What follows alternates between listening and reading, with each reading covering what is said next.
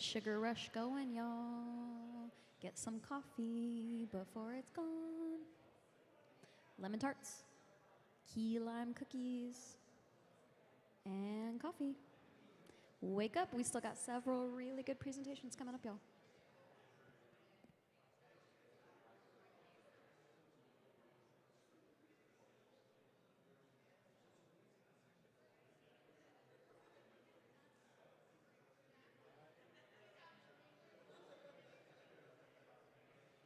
Those of you tuning into the live stream, you are hearing us live at the 7th Annual Seminole Tribal Florida Renewable Energy and Sustainability Conference. In about 7 minutes or so, you are going to be tuning in to how to build green and respect our Native American identity, housing, culture, and sustainability in urban Native American communities. That's going to be presented by Shelley J. Tucciarelli.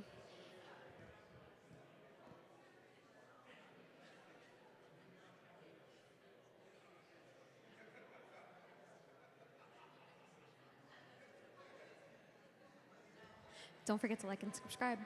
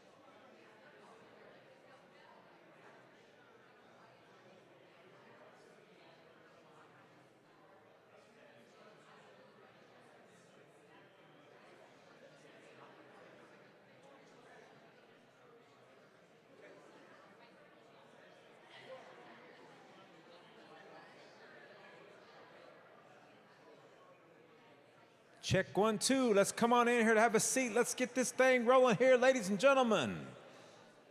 Keeping it moving here.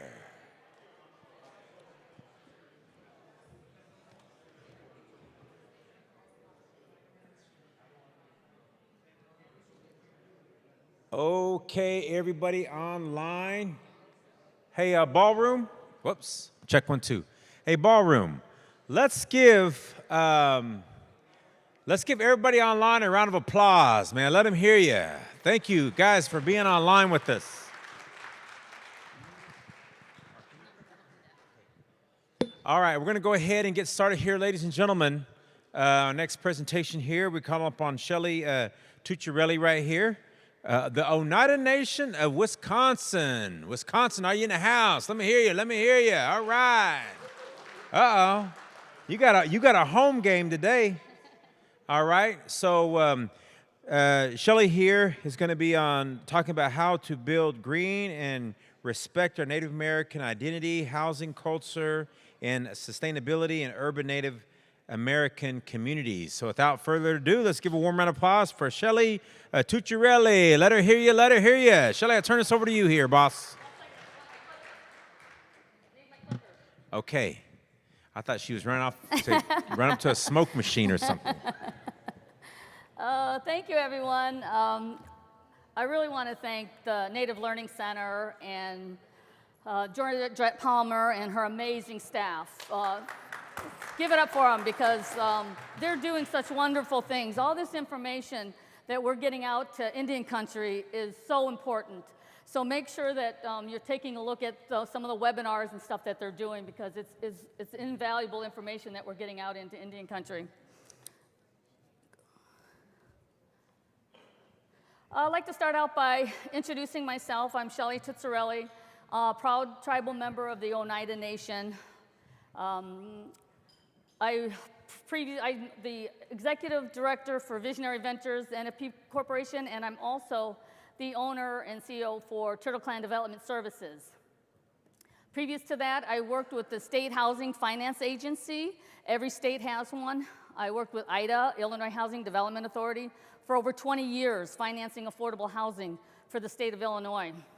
Unfortunately, at that time, we did not have any federally recognized tribes in Illinois, so wasn't able to do any housing for our Native American communities.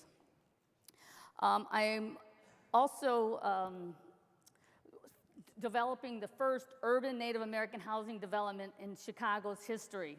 We were promised housing over 50 years ago, and we're finally making it happen, and I'll go into that as a case study at the end of my presentation.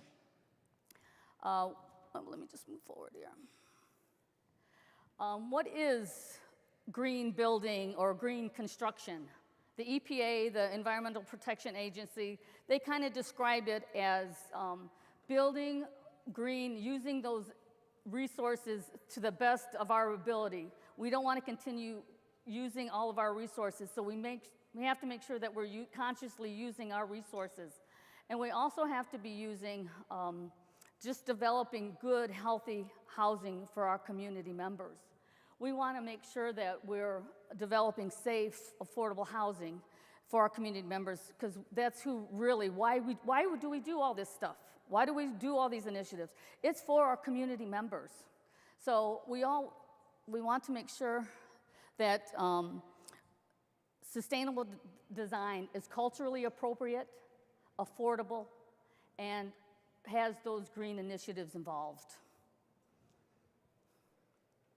Again, we're going to be talking about what are green or sustainable construction, what are the benefits, and again, I'm going to kind of go over a little case study.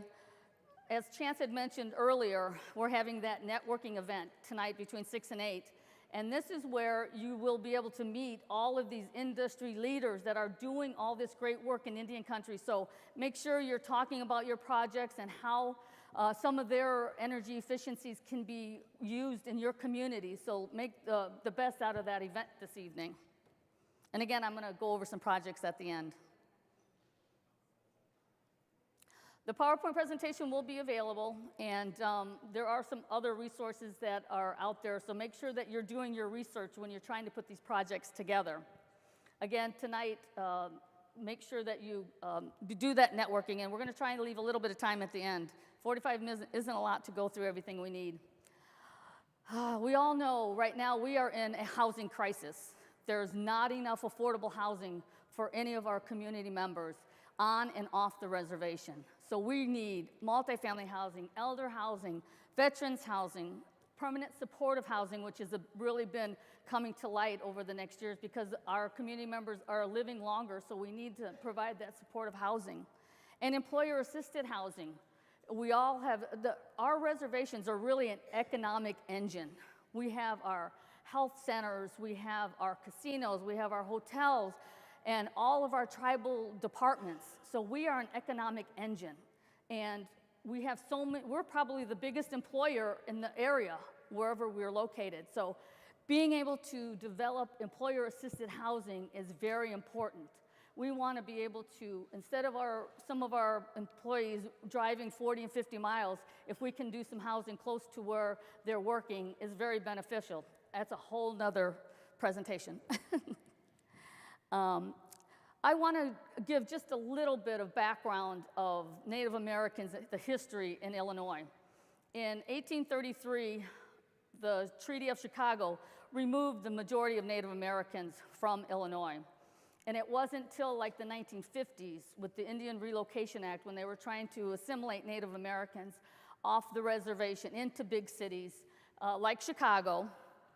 And you know, there was given a $100 one-way bus ticket saying that there's housing, there's services and jobs, and a lot of times when they got there, there was nothing. There might have been a few jobs, no services for our community, and no housing. And so that was really why the American Indian centers were established in a lot of these large communities. The housing, our American Indian Center was established in 1953 to provide those services to our community members that came, because now we're in the third and fourth generation of community members in urban areas. So the biggest misconception for most people is that all Native Americans live on a reservation. Well, that's not the fact. Only 30% of our community lives on the reservation, and the other 70% live in urban and suburban areas. So we have to make sure that we're providing these essential services to our community members in our urban areas. I wanted to say earlier, you know, that we haven't done any housing for our community members in Chicago. And one of the main reasons for that is because we did not have a tribal presence in Illinois. But the Prairie Band of the Potawatomi finally are federally recognized in Illinois. So now we have that advocacy, we have that tribal presence. Tony, if you'd like to stand up. I just want to, their hard work and their advocacy has given us that tribal presence that we need in Illinois in order to, and they have lobbies, so they've been helping us to do bills and housing, and all of our advocacy work is going to be given much more presence when we have a tribal community backing us. So we're very proud of that, and we're very happy to be working with them. Again, affordable housing, we want to make sure that we're doing our housing within many initiatives as we can, but again, construction costs have gone up, budgets have gone up, so we have to really be very conscious of the initiatives that we're doing so that we're not making our budgets go over. Again, the reason we're doing this is to provide a healthier environment for our tribal communities. We all remember back in the 80s and 90s, and when we all had all this construction that was done, there was mold and all the volatile organic components of, you know, that was really affecting a lot of our community members. And now the states have picked this up, and they're making you, when you're doing the low-income housing tax credits, there are so many initiatives that you have to do so that you are building healthier communities. And again, like I'd mentioned before, there's been so much detriment, using too much water, using, going down and cutting down all these trees when we don't need to. So we have to be very conscious about the types of energy that we're putting into our projects. Again, we know about air pollution. China's really terrible India is really terrible. We don't want the United States to become like that. So we really need to be conscious of what we're doing and what we're putting into the air. We've had a lot of our children have asthma, and a lot of even adults are getting asthma because of some of the danger of air pollution in our communities. Global warming, yes, it's real, it's happening, so we have to be conscious of that and how it affects the area that we live in. Water scarcity. Water is life for our communities. So we want to make sure that we're reducing the amount of water that we're using and that we're keeping our water systems clean. We have in the Midwest, there's a coalition of mayors from all the big cities in the Great Lakes region to make sure that we're doing our best of our ability to keep our Great Lakes the clean as we can and using those resources very, very efficient. Other thing is the deforestation and making sure that our wood and our raw materials are being, that we're using more recycled products instead of using all of our natural resources. I know the Menominee tribe has been, their tree management system they've been going around the world teaching it to other communities because they've done such a great job. They don't, if somebody needs something, they don't just go down and cut a tree. They only use the trees that have fallen. So we need to make sure that we're using our resources to the best of our ability. And again, landfills. We have to stop filling those landfills up. We need to start recycling as much as we can. As I mentioned, air quality. It's really been detrimental on a lot of our children with asthma and a lot of other respiratory ailments. We know that there's a lot of more people that are suffering from those, and it's because of our air quality. There have been so much more increases in cancer, and when we find out that it's not biological, you do the genealogy test and the cancer you got is not because it's in your genes, we know it's environmental.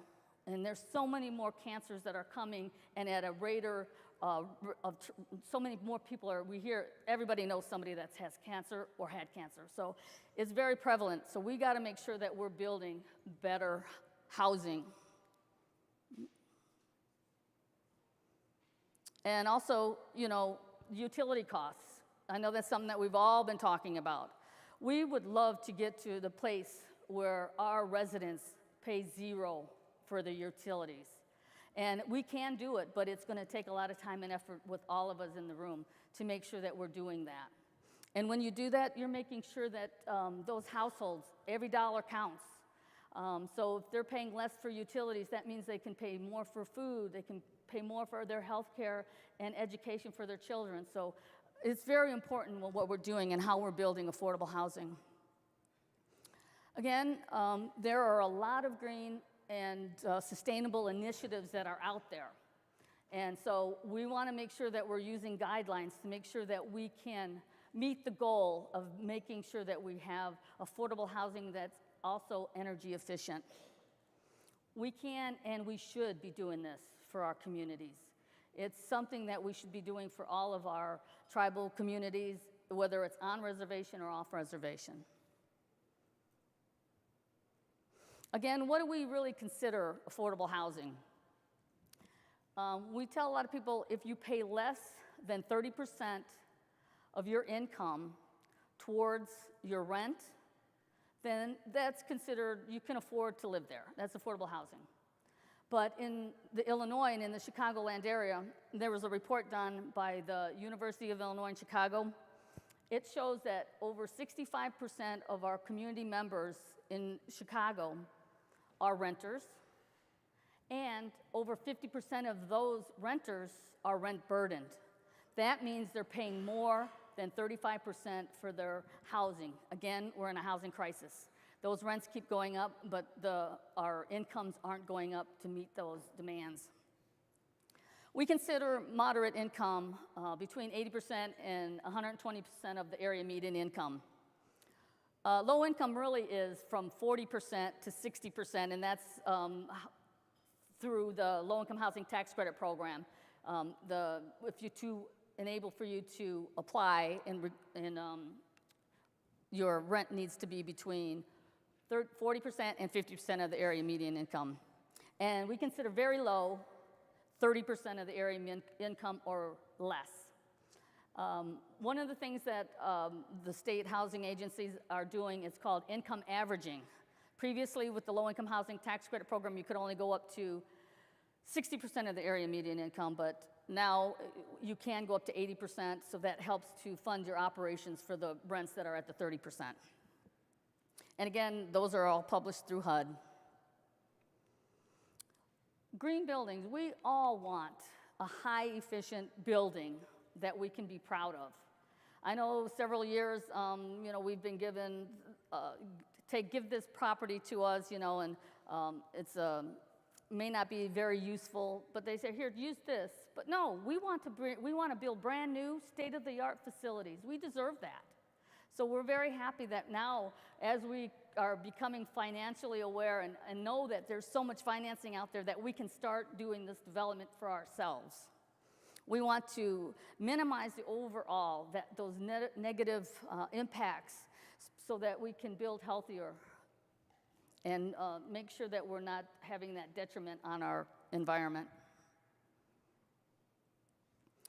Some of the things that we think about when we're thinking about building green is the site location. A lot of times we want to try and get it as close to infrastructure as we can, but sometimes that's hard to do in Indian country. But because there's a lot of resources that you're using trying to bring in those utilities to the site. But again, we have to start somewhere. So there are grants and things available in order to bring that infrastructure to your housing developments.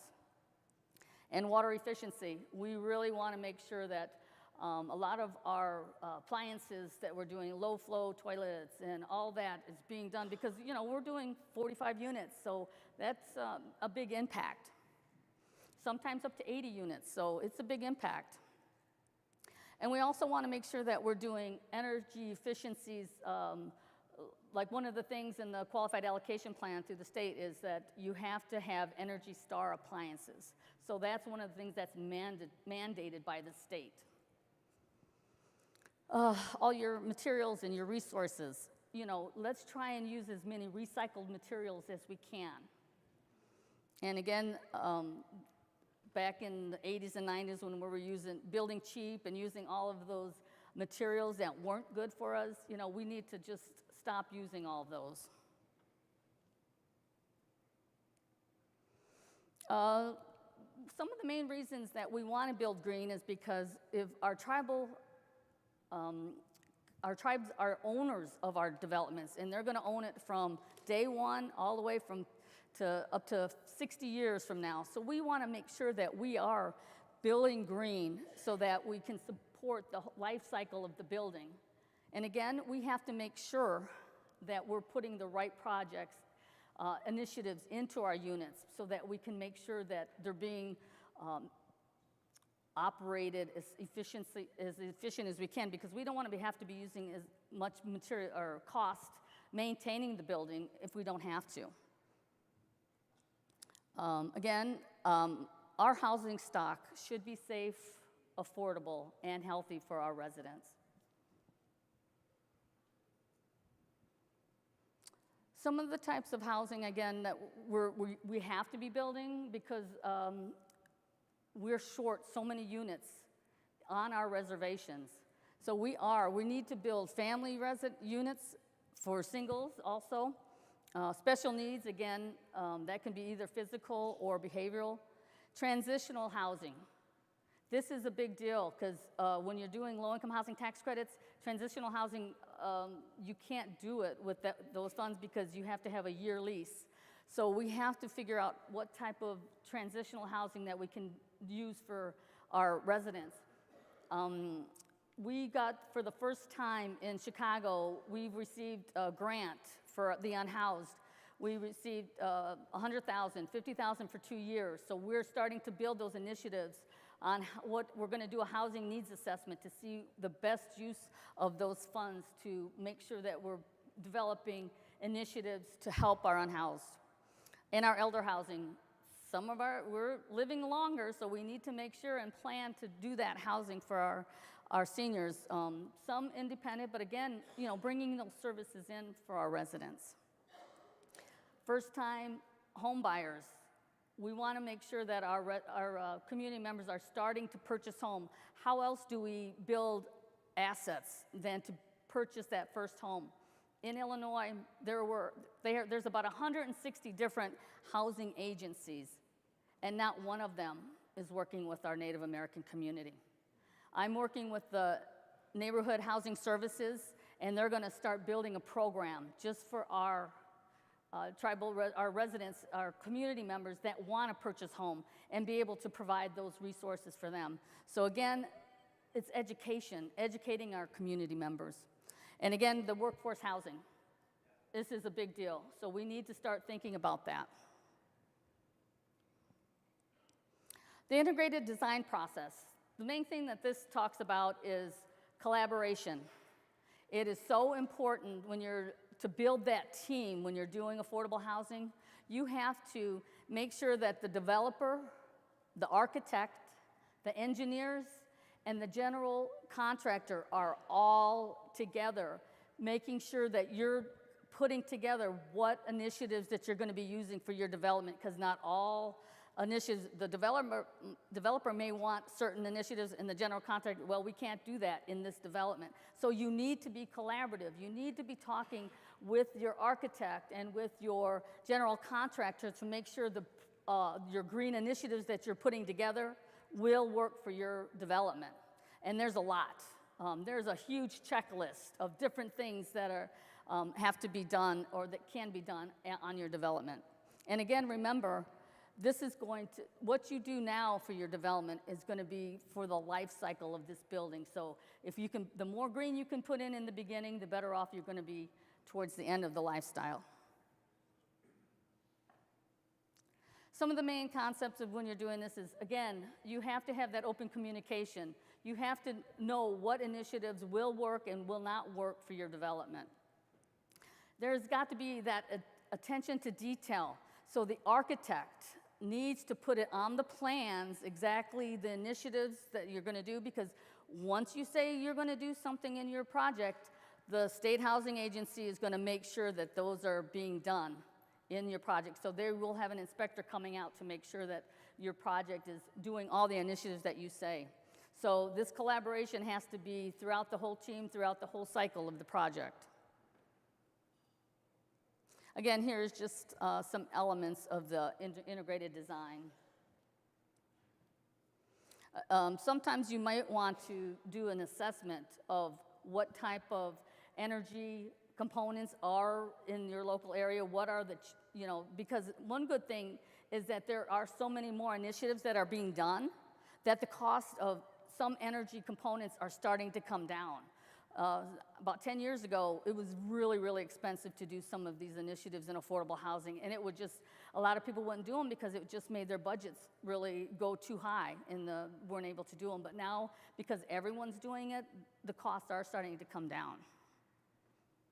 And again, working together as a team is so important. And evaluate your solutions.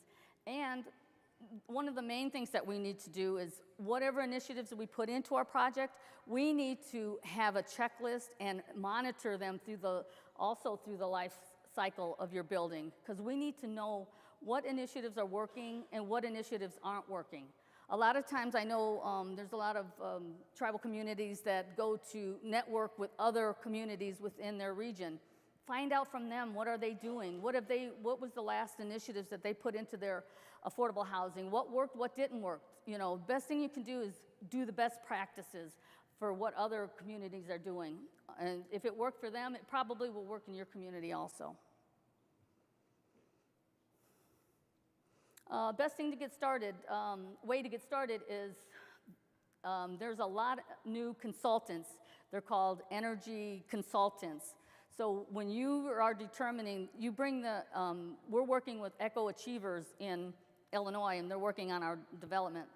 And what you do is you bring them in, and they help guide you through the process. They help let you know what initiatives are out there, what are available, what's been done in other communities. So work with them. Start with those green initiatives that you really want for your project. Like for ours, green roof.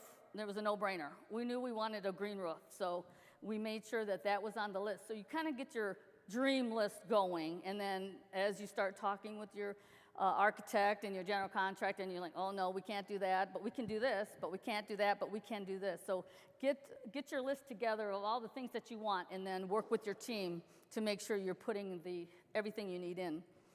Again, Energy Star is going to be required if you're doing low-income housing tax credits. And again, that's going to be beneficial for, because you're having all these Energy Star appliances in every unit. So they're energy efficient. It's going to be using less energy, so their utilities will be less. And again, make sure that whatever initiatives you're using, that they're manageable and they're achievable.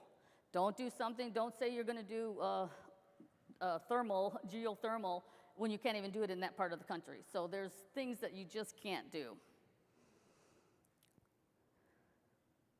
And again, every time you do the next project, try to do one or two more initiatives, or a few more initiatives. Every time you build that next, or when you're starting to think about that next project, just continue to do more.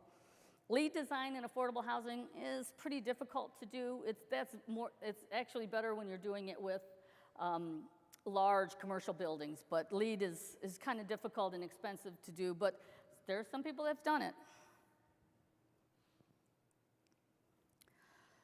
Again, if you're working with your state housing finance agency, the low-income housing tax credits, the Enterprise Green Communities certification is the main one that everyone's doing. There's a workbook that you can find online, and it talks about all of the initiatives that are part of the Green Communities certification. And if you do that, that usually will take care of all the mandatory requirements when you're doing a project. And again, part of that is the Energy Star appliances.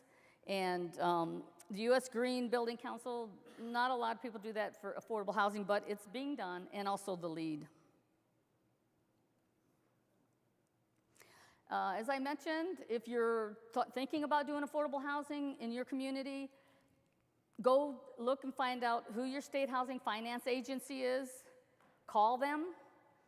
Start building that relationship. Like I told you, I worked for Illinois Housing Development Authority for over 20 years. We want to hear about those projects that you are interested in.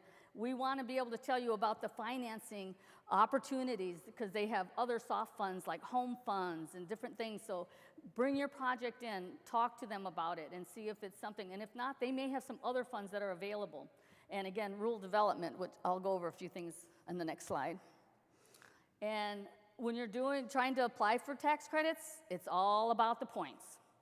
So you want to find out, take a look at their qualified allocation plan.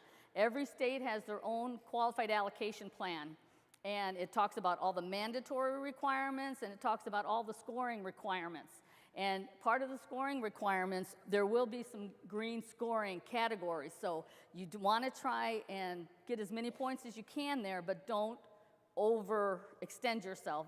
Don't do things that you're not going to be able to do, because again, the state housing agency is going to be there watching you, and also your tax credit syndicator is going to be there watching to make sure everything you say you're going to do, you do. The cost of building green. Again, we want to put as many initiatives as we can, but there is a cost involved. So we have to make sure that we're taking a look at how long will it take to actually, the cost of those initiatives, how long will it take us to really feel that effect? So we want to make sure that we're putting in as many initiatives that will be saving us money through the life cycle of the building. And again, it's going to help us to maintain them more. It's going to cost us less if we're using more durable flooring, if we're using better cabinets. All of that is going to help us to maintain those units better. So the maintenance costs are going to go down also. And again, if you own it, you're really interested on that rate of return. So that's something that you always want to think about, how long, and then tracking the progress of that, because you want to be able to go to your tribal council and tell them, yes, it was worth all that investment we did, because this is how we're saving money. So we need to start tracking those. Again, whenever you're doing development, you have to think, what is the benefit to our community? We always have to be thinking about that. Environmental, on the economics, and on social. So we all know if we're doing better, we're saving our environment. All those little things that we can do to help our ecosystems is, we're going to try and continue to do that as much as we can. And again, improving our air and water quality. I think we've all seen, just by some of the initiatives that's been done over the last couple of years, how our water is starting to improve and some of our air quality is even starting to improve in some of the areas. We want to reduce the waste. So with our green roof and our, we're also going to have some other things going on, but the rainwater, having a rain barrel to water your garden, to water your plants. It's so important. All these little things that we can do to stop in being able to use our, all of our energy more efficient.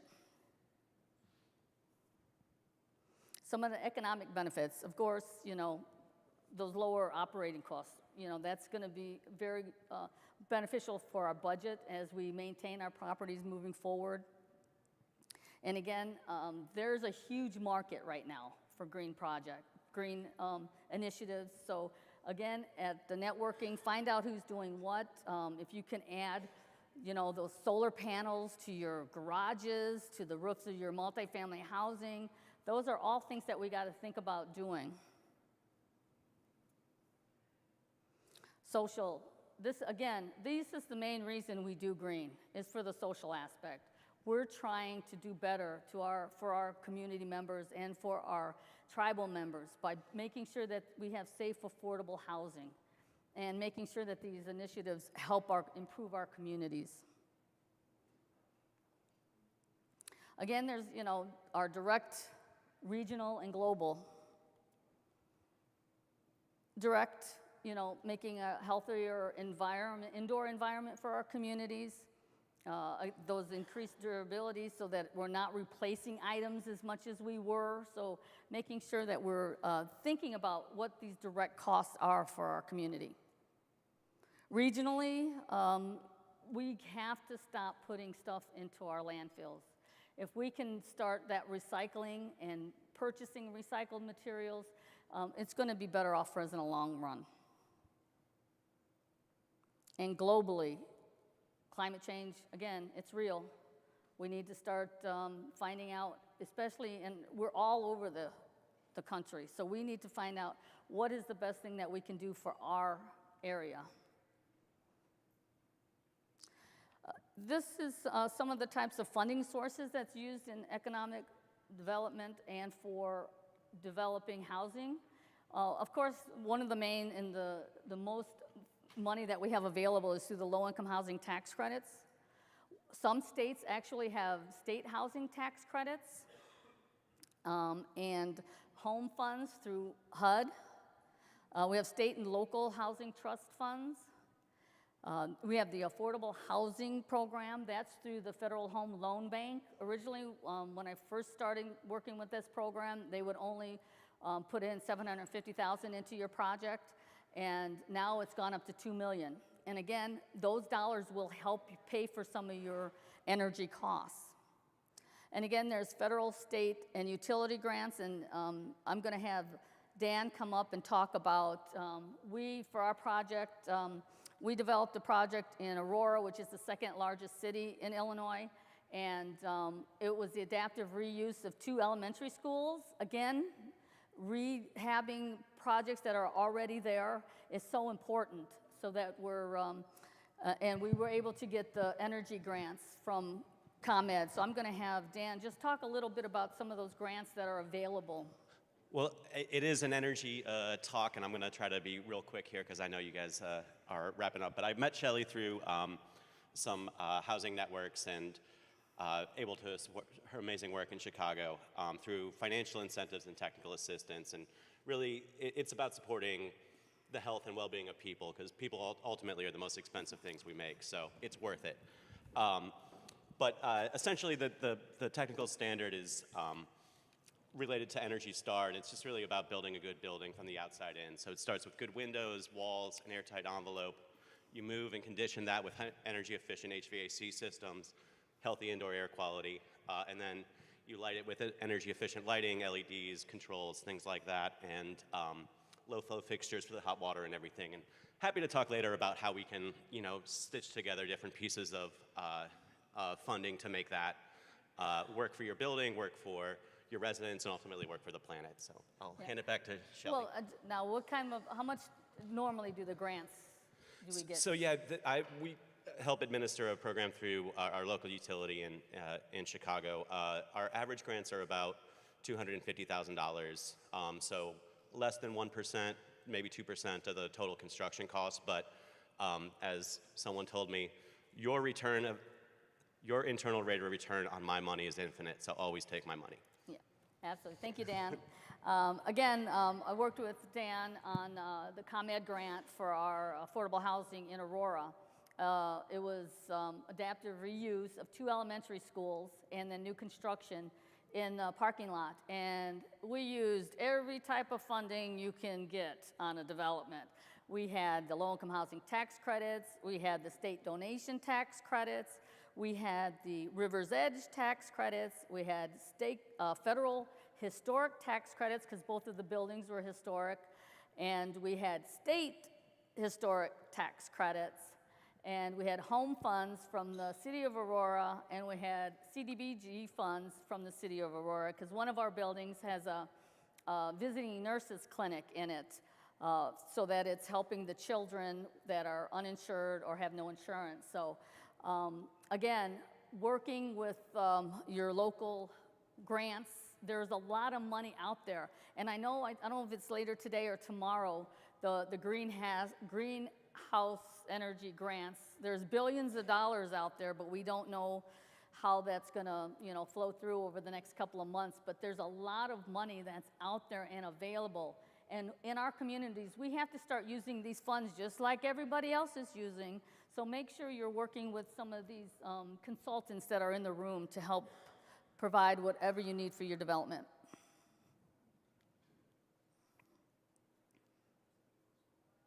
So some of the project, let me see, did I go too far? Yes, let me see, okay, yeah. So here's our development. We're developing the first urban Native American housing development in Chicago's history. They've done housing for every other community in Chicago except for the Native American community, and that's where our advocacy comes in. After I left the State Housing Agency, I was determined to get some housing for our Native American community in Chicago. We have over 36,000 Native Americans in the city, but we know a lot of our community members don't fill out the census, so we know there's a lot more than that, and so we service between 150 and 175 different tribal nations. And again, living off the reservation, you're not getting those resources from your tribal community. So we have to make sure we're doing enough to make sure that we can provide housing for our communities. When I was working with I can't tell you how many times people in Illinois have told me, oh, there's Native Americans in Illinois? And I'm like, you gotta be kidding me. I cannot tell you how many times people have told me that. So this is our building design. We're only a few blocks from the Chicago River to the east. So our architect, we work so closely with our architect to bring in those cultural elements to our building. So we've got the blue brick to make it look like the Chicago River is flowing through our building, and then the north and the south branch. So we really wanted to, I told my architect when I first met him, I'm like, I'm expecting an award-winning building here. So he said, no stress, Shelley, no stress, but I think he's done it. And if you can see, we also have balconies. It's not that often that you get balconies on affordable housing, but a lot of times now, buildings are no smoking. So we have to be able to burn our sage. We need to be able to provide our residents with balconies so that they can burn their sage whenever they want. And also, if you can see, you can't really tell by this picture, but the balconies are facing east, so that light from the morning is going to be coming into, that natural light's going to be coming into. So positioning the building to make sure we get that natural light has been so important for us. And you can't tell it from this either, but that river flows all the way into the lobby. It's a spectacular design, and because the neighbors were complaining about the height of the building, that's 6 stories, the 7th story we kind of pushed it back, so you can't hardly see it from the road. So we don't want people complaining, because that's where all of our community elements are. So we didn't want to lose that. And one of the things that the location, we're at 2907 West Irving Park Road in Chicago. And the reason we chose that location is because we're close to the American Indian Center. We're close to the Indian Health Services of Chicago. We're close to St. Kateri Center that does some of our elder and youth programming. Close to the Chicago River. Water's life for our community. We're close to a big park. One of our artists, community artists, is doing a replica of a snake mound in the park. So it's really important that site selection is really important. And some of the sustainable elements, I had the architect, I said, energy isn't my forte, but I know just enough to be dangerous. What we're doing is we are doing the energy, the Enterprise Green Communities for certification. We're going to be doing the Energy Star for multifamily, doing the energy appliances, and we're actually working with a Native American woman, small company that's going to be providing those appliances. So we're trying to work with as many Native American contractors as we can for our building. We're also going to have to follow, because it's in the city of Chicago, the Chicago Energy Transformation Code, which gets very complicated. So I'm glad we have our engineers and our architect and our general contractor that's been doing work in Chicago, so they understand all this. And because we're in the city, we are considered to be an ETOD, which is an equitable transit-oriented development, because we're on a bus route, we're close to the train, and there's a lot, like I had mentioned, there's a lot of community elements, restaurants and service agencies close, so we are able to get some benefits through the city of Chicago through their equitable transit-oriented development. That means that we can have less parking spaces, although one of the things that we're doing is, before we started, we had a lot of community meetings, and our tribal members, a lot of them are, have their reservations in Wisconsin and Michigan, so they do drive. So, we do need some parking. And landscaping, again, one of the main things that we wanted was that green roof. We wanted to have a green roof. And one of the things that we want to do is we're using a lot of the native plants, some sage and whatever else we can. We're working with the Cook County Forest Preserve to be able to let us know what is the best mix for our development. And because we're in Chicago and our community space is on the south side of the building, so it will get the most sunlight. And again, like I said, it's on the 7th floor. We're also going to have other community space. We're going to have up garden beds for some of our seniors so that they can also plant some things, fruits, vegetables and plants and things like that. And we also have a little room that we'll have so that they can put all the supplies in there for them. And we also want to put together a resident organization that may help maintain the green roof, because it's really important for our community members to be able to be part of their building and in their environment. And I think, we will be accessing, a rain barrel in certain areas of the building so that we can use that to water our plants. Again, here's another look at it. The project is called Jigzabik, and the Pokagon Band of the Potawatomi, we worked with one of their linguists, and it means at the river's edge. So we're very proud of being able to work with our community members. And also right now, it's a vacant lot, and in the front of the building, where the fence is, we had some of our youth do some murals, and we had it digitized, and we had our youth put those up on the fence, because we want our youth to also feel like they're part of this building. And on the west side of the building, it's a blank slate. So we're going to have murals there, and then we're going to have Native American art throughout the building. So we're very excited about that and working with our local community members. Well, that's it for my presentation. Do we have any questions? I just want to say that, again, we are in a housing crisis. So I know a lot of people, once you finish one project, start thinking about that next one and start thinking about that next project. So I just want to thank you all. Oh, go ahead. Just sorry about that. Didn't mean to No, go ahead. stall the getting down to refreshments. But wondering, from your point of view, do you think for energy projects like retrofits or adding renewables, what have you, any investment tax credit qualifying project to a low-income housing community, do you think for the financing aspect it's better to start with a low-income housing tax credit expert or somebody in the energy space who's comfortable with that? You're going to be working with both. You're going to need somebody to help you manage the low-income housing tax credit application process.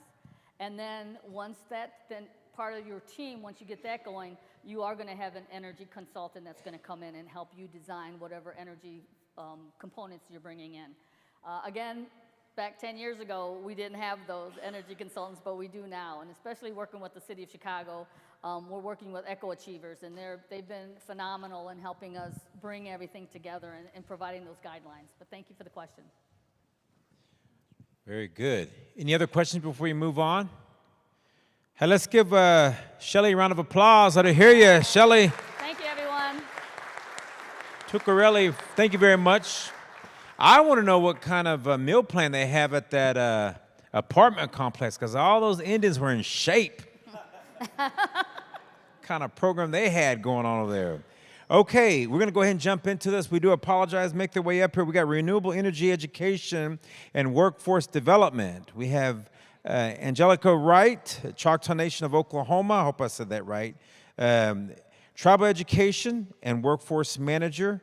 Tribal Solar with the fund over there. We also have Elias Hermini Horses. Am I saying that right? Okay. Cheyenne Arapaho. Okay, well, good stuff here. Oh, man. Cheyenne Arapaho, Oglala, Lakota, Tawas Pueblo, Meskwaki, Leech Lake, Ojibwe. Gee, parents met at Haskell or something. Holy smokes.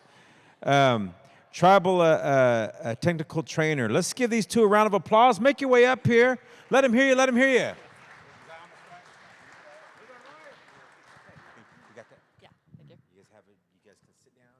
That's funny he mentions that because I am a Haskell alumni. So. Okay. How Madakiapi, Chante Washte Nape, Choose Apelo, Elias Tashunka, Ota, Wia, Amachiapelo, Pilame. Hello, my relatives. I greet you with a good heart and a handshake. My name is Elias Hermini Horses. I am an enrolled member of the Cheyenne and Arapaho tribes in Oklahoma. I'm also a descendant of the Oglala, Lakota, Taos Pueblo, Meskwaki, and Ojibwe, and I'm very happy to be here. It's good to see you all. So. Halito, everyone. My name is Angelica. I'm a citizen of the Choctaw Nation of Oklahoma. I currently serve as Grid Alternatives Director of Tribal Education and Workforce Development. I just got a promotion, so sorry for the changes. Thank you. All right. If we could go ahead and get the presentation put up, that'd be appreciated. Thank you. I also forgot to mention my job title. My fault. I'm new to presenting, but my job title is I'm the Workforce Technical Trainer for Grid Alternatives. So. All right, our pictures, great. So before we dive into workforce development, I wanted to go ahead and introduce who we are as an organization. We work for Grid Alternatives, which is a nonprofit international organization that focuses on providing free solar to a variety of different communities. We have regional offices throughout the country. We work internationally in Nepal. We have just been awarded a community change grant for Puerto Rico, and the work is really extending quite expansively and immensively in a really wonderful way. Our organization tries to prioritize a community-driven approach, and we have been around for over 20 years. And in that work, it started in California. And of course, California has a ton of tribes, and from that started up the work of solar installation with tribes. And the need for having a program dedicated to tribal work really began. So in 2010, we began with our national tribal program. This program was really initiated to be able to engage with tribes kind of where they're at. We have had a wonderful traveling construction team who was the heart and soul of this team for many years. We have a lot of folks who started out as trainees within their own communities and the projects that we worked in, who have joined our construction team, who have joined other different aspects of helping to serve our mission. And some of the key areas that we like to focus in on at Grid Alternatives National Tribal Program is partnership development. We offer a variety of different programming to assist tribes in their solar projects. We primarily focus in residential and facility systems within our services. We provide grants through our Tribal Solar Accelerator Fund. We also have some of our own engineers and technical assistants to help with the construction projects that we do in-house. And we are very much committed to being able to find creative and innovative solutions. In addition to our solar installation and what we are doing on the ground, we also have our workforce development and education models. That is the program that I run and that Elias helps lead.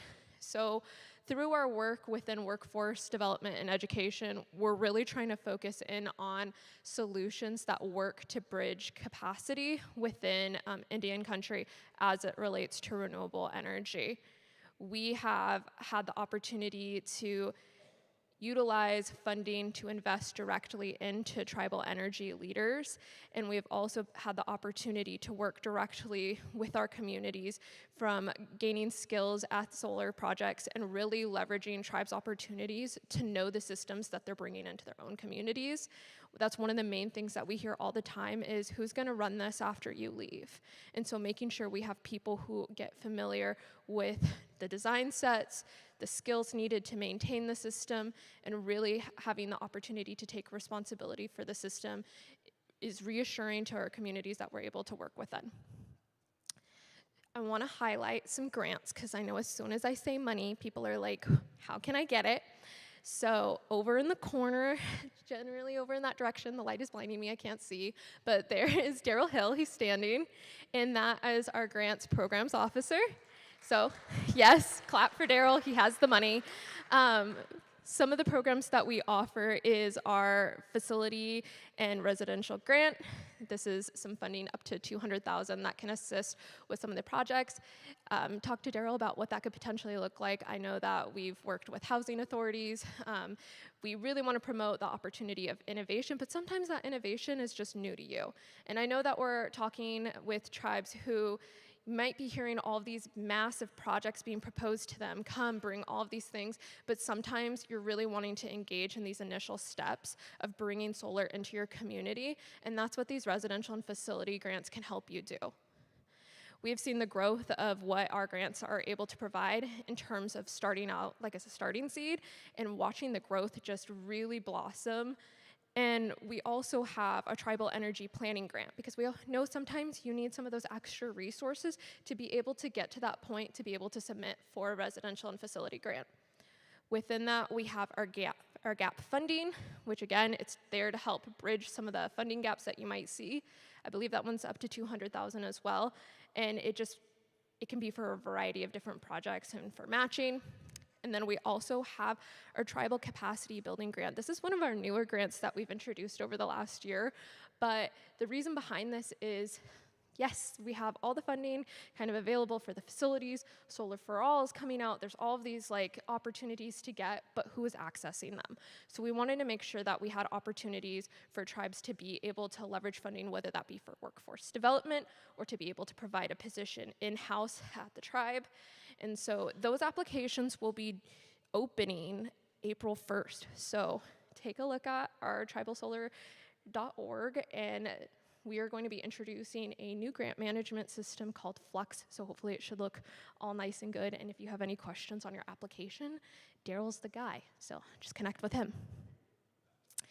Some of the impacts we've had, this form does need to be updated a little bit. We've been able to reach Maine and Florida on the states.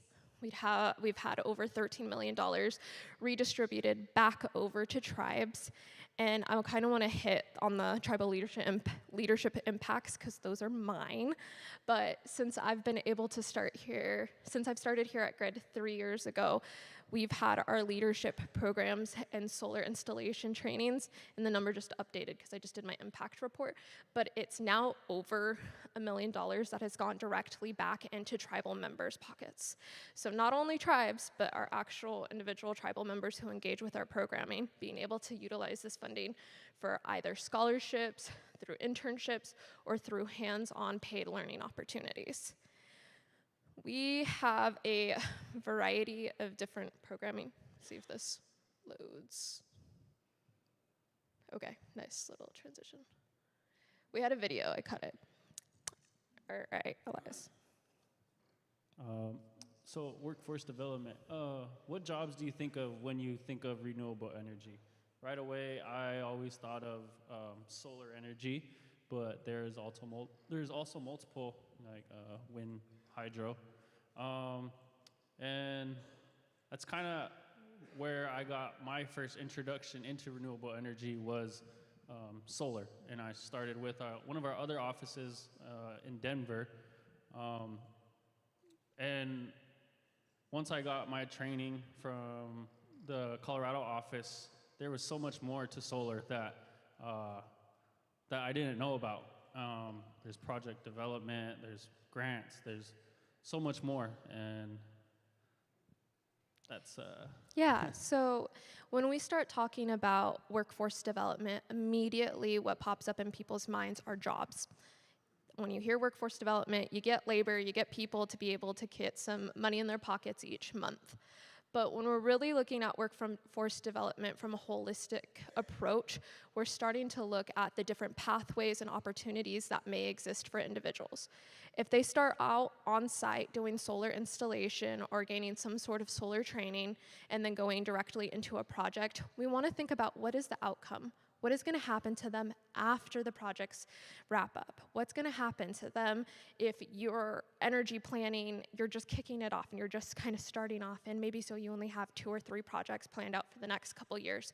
So we want to think about sustainable ways to really leverage some of these different career pathways to our own community members. We get folks all the time who are joining and they're like, wow, this is really, like they're enjoying like the electrical component of it. And so we might be pathway planning people out into different electrical apprenticeships, or there might be more opportunities coming in for construction for housing. And so looking at ways to really leverage those opportunities for workforce development. When I talk about holistic programming, I also want to think really critically about how I'm going to make sure that this program makes sense to the community. When we go in and we partner with a tribe to be able to bring solar training into their community, it's an investigative process. We want to know what your tribal employment rights office is. If you have one, do we have to go through HR? What are your policies? If we're working with a housing authority, we might be kind of going down a different pathway for recruitment in terms of them wanting to utilize weatherization folks or people who are already working on their additional programming. And if we're bringing in new community members, we kind of want to talk about recruitment, what that looks like. Is that going to go through a tarot office? Is that something that we're going to need assistance with? One of the main things that I consistently have heard over the last few years is these are great opportunities, but we're having a really hard time getting our own community members to engage with it. And so we really want to look at what the recruitment looks like. We have a really wonderful admin support. Her name's Danita Ordaz, and she really likes to focus in on the different ways we can look at recruitment for community members. She's really savvy. She looks at the different Facebook groups going on. We always look at how we're able to engage family and community members to really help with our recruitment efforts. Again, this might look different if we are going through a tarot office, then we might directly have them do the recruitment, or they might ask us for assistance in that process. So we really want to understand kind of who we need to work with. In addition to that, if you have a tribal college or university in your community, I really want to know what workforce opportunities they have there as well. Again, I'm trying to think about that end product. What's going to happen after we leave? And trying to think about what options exist for individuals who might want to continue to pursue down maybe the avenue of engineering or design or project management. What other skills might they need? And some of the things that I've run into too is that there's been funding awarded for some of these other additional green projects, whether through TCU or some of these other workforce opportunities, and then the people who are coming in and planning or the other developers, they don't know this. So when they're planning out the workforce development, it's not necessarily considering how some of these other programs are already existing. So you really want to take that into consideration. Can I get back to the presentation? Thank you. All right. And investment in renewable energy results in direct benefit. We hear a lot about what it means to do workforce development in our own communities to really hone in on the details of the impact we're having in our own tribal communities, but it's incredibly important to think about the impacts that we're also going to have externally. There's a lot of movement around the just transition. What is the just transition, right? There's conversations about the need to electrify everything and have all of these different fast-paced solutions happening. But we know what happens on native lands, we know what happens with our resources, and it comes at the cost of our communities, which means we need our own people in these spaces as well. So when we're thinking about the benefit of the direct investment, we do have the benefit within what we're able to achieve through a project, through the opportunities, but the ability to have that go and extend even further really does exist. And so the opportunity for each construction project to have that impact, it really is there. Going into that, we have a couple of our different leadership programs that I would like to highlight. So we are in our 5th cohort of our Tribal Energy Leadership Fellowship Program. Right here at this front table, I have David. He was one of my first interns, or first fellows that I got to work with. And it's always incredible kind of getting to see the promotion of the growth of who we're working with. So our Tribal Energy Innovators Fellowship is looking, again, to kind of invest in individuals. It's in the name, invest in innovation, invest in these different projects. Ask David what his project was on. It's so cool. There's so many different people that we're getting to work with who are either on the ground actually installing the solar, the ones who are bringing the projects into their communities, the ones who are able to look at policy from an international level, from a state level. We have folks traveling the world looking at international financing opportunities for tribes if the funding becomes more and more limited through the federal government. So really trying to create these innovative solutions. This fellowship started off, I believe it was $5,000, and then through philanthropic funding, it went to $10,000, and then $25,000, and now it's at $50,000. So what happens, what I see all the time is, okay, layoffs happen, you know, people have family emergencies, things that oftentimes can limit someone's ability to stay committed to the work. But when you give people the opportunity to have financial freedom, to have financial movement, that's when the innovation comes. That's when the space comes to create, because you're taking away that stress. So we really love to invest in people's ideas. We love to invest in, I get questions all the time, can I pay my rent with this? Yes, absolutely, pay your rent with this.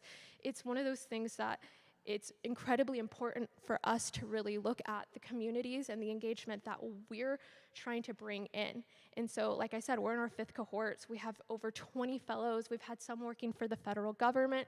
We have some who've worked for the Alliance of Tribal Clean Energy, Mterra, Sovereign Energy. We have folks, again, working within their own communities. And so this application is going to open up in the fall. There will be a slide for that as well. But I just want to leverage that, because if you're thinking, hey, maybe I might be a Tribal Energy Leader Fellowship, you might. And so I want to encourage that application as well.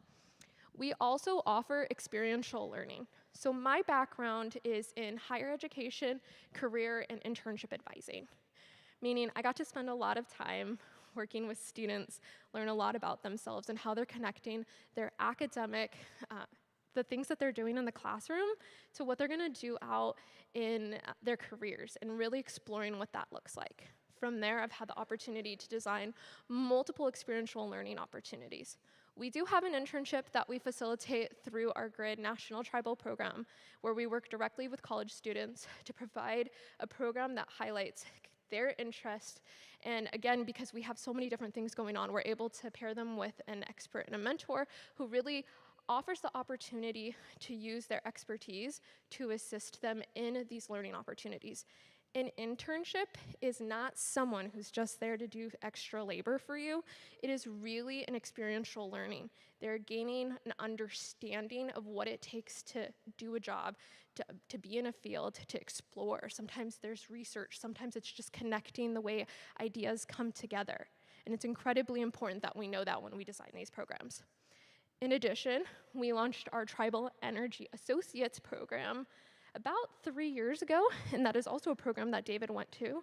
So we have kind of a pipeline and a pathway. If you start off from one program, there's opportunity to gain access to additional funding and additional support through our organization.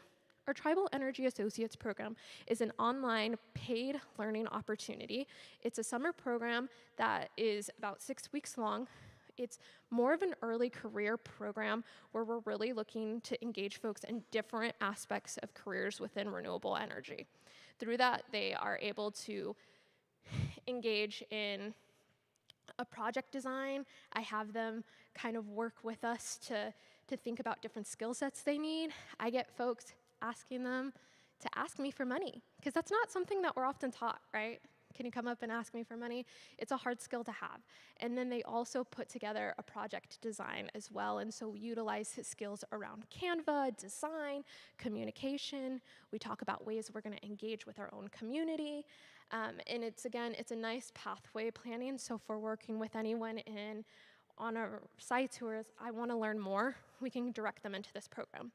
It is a program that we are going to invest more into, and we're going to focus in on some specific skill-based education to help assist with tribal leaders who are entering the field into understanding the exact steps that they might want to take to be able to get these projects launched. So I'm really excited to kind of get to work on some of these additional programs, and we're going to be introducing an online learning management system to do so. Can I please go back to the present? Thank you. All right, I'll be brief with this slide, but these are how we design our GRID Alternatives Tribal Workforce Initiatives. I want to make sure that everything we're doing goes back to one part of our organization or another. So I talked about building capacity and making sure that we have funding for jobs where we're doing these trainings. So that goes back to Daryl's capacity building grant. So just because we bring a job in, is there opportunity for this to be sustainable? And so we want to make sure that we're leveraging funding to do so. I don't have my glasses on, so I can't read the rest of those right now. But I know there's one on building education hubs, and so getting to work with tribal colleges and universities and really kind of diving into our experiential learning curriculum and making sure this information feels accessible to folks. We also want to make sure we have comprehensive solar installation education and making sure that's accessible. And Eliza's going to get into what that looks like here in a second, but it also means providing training in communities. It's really hard to get some of these programs out into the communities we work with, and oftentimes people are asked to leave to go to these trainings. So we want to make sure we're coming up with innovative solutions to be able to do so and meet people where they need to. We also have this idea of deploy more tribal solar installers, right? We're gonna do this work, we're gonna train people up, we wanna make sure that there's work to be done and that there's there's jobs to place people into. And then again, we wanna really lean into engaging with our renewable energy community. So that means coalition building, it means working with different organizations. There's a lot of, creativity and innovation in the air, but that doesn't mean we need to exactly do all of the same thing. So it means coming together and understanding how we can leverage each other's supports, again, to kind of help with some of these pathway planning, to help with job placement, to really expand the opportunities of growth and learning. Different organizations, different communities have different areas of expertise, and it's so incredibly important to stay interconnected. education and workforce development offerings. Some of the key offerings that I just want to highlight are installation basics training, online trainings, tribal energy associates program. My particular job title, I work mainly in the installation basics training, and I wanted to elaborate a little bit more on that. An acronym we like to use at GRID is IBT. So we have IBT 120, we have IBT 200. The difference is just the hours.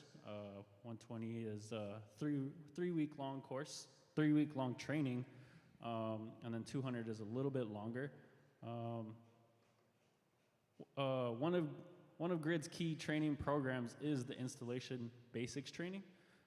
IBT is a competency-based solar certification program that develops the skills needed for entry-level solar installation jobs and related to construction pathways. It focuses on skill-based assessments, providing trainees with valuable hands-on training and access to potential employment. One of the wonderful things too about our IBT is that it does offer the opportunity to be accredited, and then we're also trying to go through the formal process for some NABCEP recognition as well. And then I have my notes, this is my first time really presenting, so just bear with me. Benefits of the IBT program. So I mentioned the valuable of hands-on training. That's a benefit because you get to work with power tools, you get the intro to really the solar techniques. You have access to potential employment opportunities. So during the IBT training, we invite contractors out in the area to come into the training and see who's doing these trainings. It also gives the opportunity for the trainees to ask those potential employers questions like, what do you look for in a solar installer?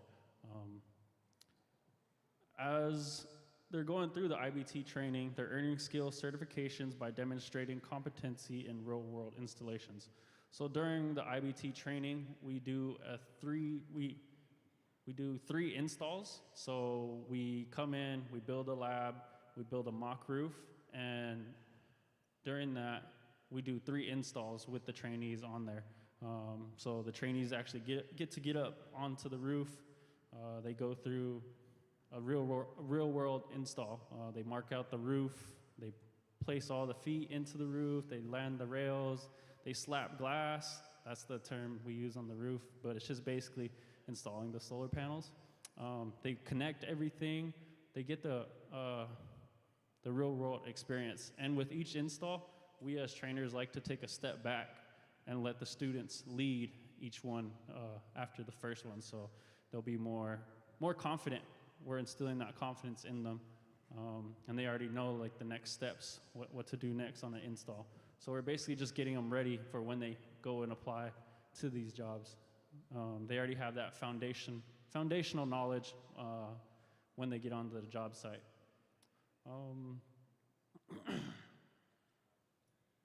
I mentioned meaningful hands-on work, and then during this training, they're in a supportive and inclusive environment. So anybody who comes into the training has little to no knowledge, but it's a safe space.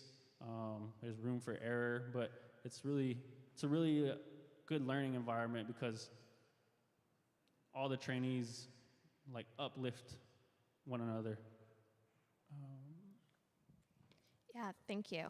And in addition to that, we do have career and professional development. We have opportunities for our trainees to continue to engage in some learning around resume and professional storytelling.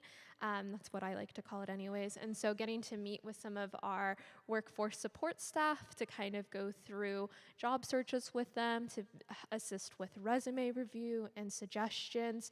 Anyone who goes through our programs, I really want them to be able to talk about what they learned and how that can help them later on.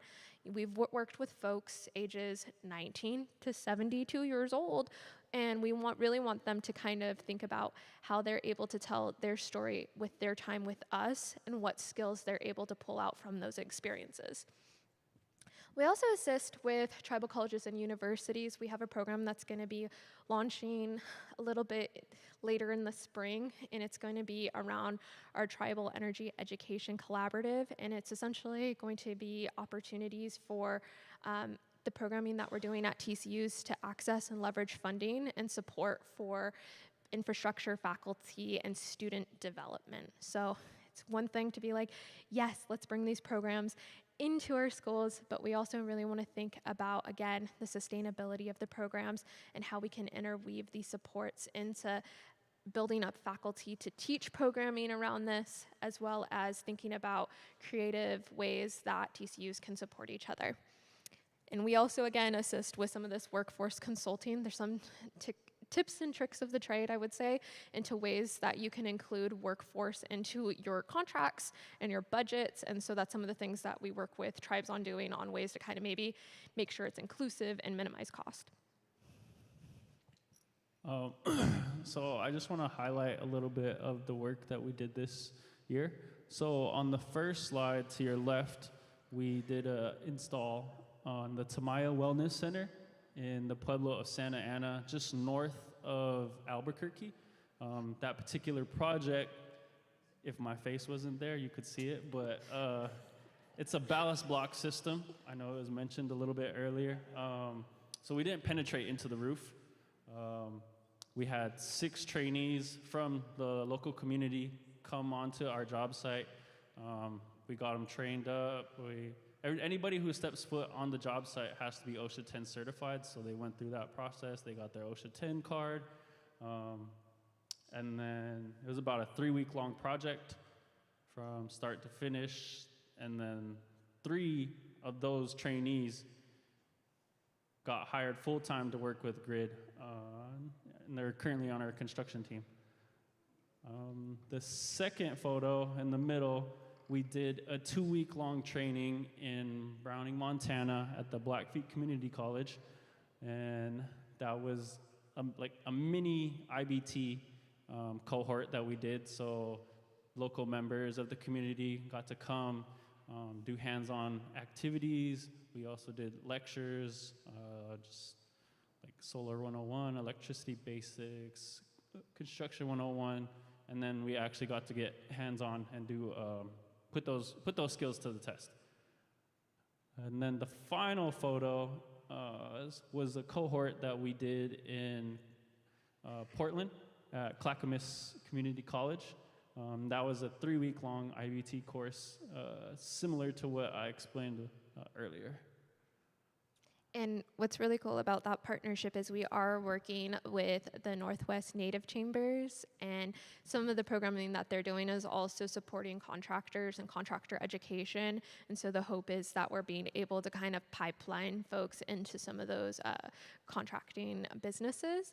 In addition to that, when students move through our IBT 120 program, they're actually going to be able to gain access to free tuition at Clackamas Community College for a renewable energy certificate. This is an ongoing program, so we just completed our first cohort in the fall, and then we're going to have 4 more additional cohorts over the next couple of years, in addition to hands-on opportunities to be able to install a solar project that is kind of designated by the Northwest Native Chambers. All right.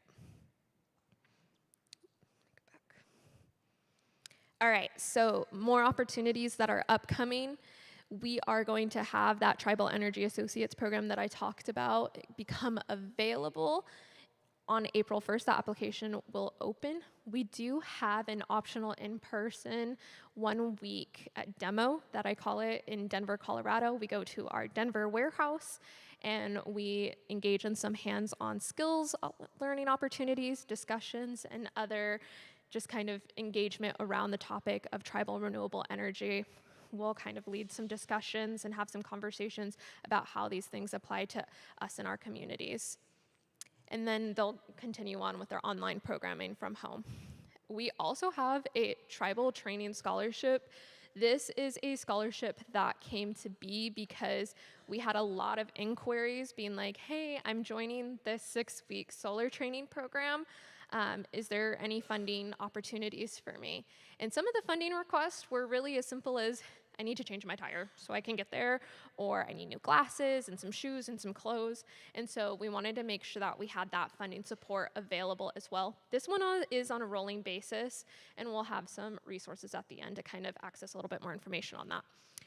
We also have our scholarships and internship programs. Our college scholarship is more directed towards 2- and 4-year students in a variety of different programs. Again, we know we're trying to fill a bunch of gaps, and so we just want to make sure that we're giving folks who have interest in renewable energy opportunities to access this funding, as well as we'll be opening up some of our internship programs around that time. And as we kind of close out with our presentations, some of the questions being, what does workforce development goals look like in your community? Again, renewable energy is great, but bringing it back again to what are some of the community goals and how do these projects connect with that? And then really thinking about transferable skill sets. So if we're having someone who might have an interest in grant writing or policy, if they decide to maybe do a career change in 4 to 5 years, how can this maybe be applicable in different fields within the community that may need that, such as health or housing authority, that type of thing. So trying to think about different ways those transferable skill sets as well as some of the construction. Yeah, more on like the construction side. I know a lot of the transferable skill sets can, like entry level solar installers that go through the IBT training program. Maybe they don't want to stay in the solar field. They can venture out into becoming an electrical apprentice, or maybe a different field like carpentry. If they want to stay in solar, they could move over to like designing or project management. So it's just some of the other transferable skill sets. And then again, making sure we're centering energy sovereignty in the trainings and really kind of leveraging what is the idea about energy sovereignty, how does this work connect back to our communities. Sometimes we get a lot of skills thrown back at us, but it's really important that we kind of make sure the overall mission of what's being achieved for not only an individual who's learning those skills, but for the community and what that means is really kind of honed in. And again, fostering innovation and creativity in the field. We have such brilliant minds throughout Indian country. We really want to leverage the creative solutions that exist there. And every time I'm working with a trainee or a student, it's just incredible just to think about, wow, what does it mean to be able to invest in those solutions? Valuing safety. What sets grid apart from other industries is they do everything by the book. You really make sure that we're following the right safety protocols, whether it's like every morning we're having a safety talk, talking about the potential hazards of the job that day, or making sure everyone is really wearing their PPE, their protective, personal protective equipment.